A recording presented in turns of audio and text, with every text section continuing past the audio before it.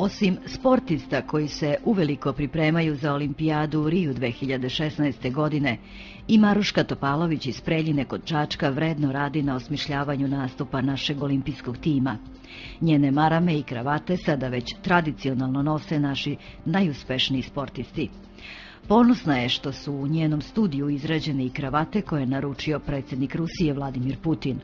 Dizajnirala je modne detalje i za predsjednika Austrije Heinza Fischera, a njene marame oko vrata nose i Hillary Clinton, Catherine Deneuve, prima balerina Svetlana Zaharova, kao i mnoge druge poznate ličnosti iz Srbije i sveta.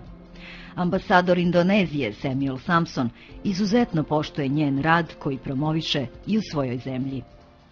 Di Indonesia, bayangkan kalau jual shawl kepada 250 juta rakyat, seluruh orang Čačak itu jadi perusahaannya Maruška. Da predstavimo Meandre Moravi, naravno naš Čačak. Mislim da bi trebalo ova Maruška da bude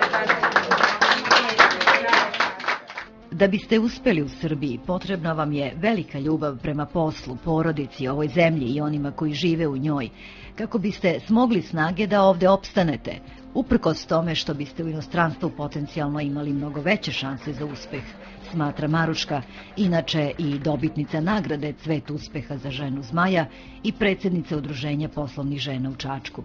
Ne mislim da je samo teško u Srbiji, mislim da je svugde teško. U principu vi treba da znate šta želite. Ako znate šta želite, znači to što ste žena, mislim da nema prepreke, znači idete korak po korak, morate da se u tom svom biznisu obrazujete, da nađete, jer prvenstveno ja sam umetnik. Ja silom okolnosti moram da vodim firmu, ja sam sada i menadžer. Ja moram ono što ne znam, ekonomiju, vođenje firme, vođenje ljudi i tako dalje, moram sve to da savladam, a sve vreme sam se trudila da to ne radim, misleći da to ne treba ja da radim i na kraju sam shvatila da zaista moram i u tu da dam sebe da bih o taj lidersku poziciju, jer u stvari čovek koji vodi firmu, on mora da ima posebnu energiju, mora posebnu želju za uspehom i to na neki način dođe samo po sebi. Naravno, svaki neki dobar rezultat vama da tu dobru energiju i u stvari ta neka pohvala ljudi sa strane koji dođu, vama je u stvari vetar u leđa i mi ne možemo da se iz ove Srbije tek tako iselimo, da nas nema, moramo se truditi da u ovoj zemlji napravimo što više, a u stvari ti naši rezultati van zemlje su nam ta velika snaga. Tako da budućim generacijama, devojke, sve u svoj privatni biznise i krenite da osvajate svet.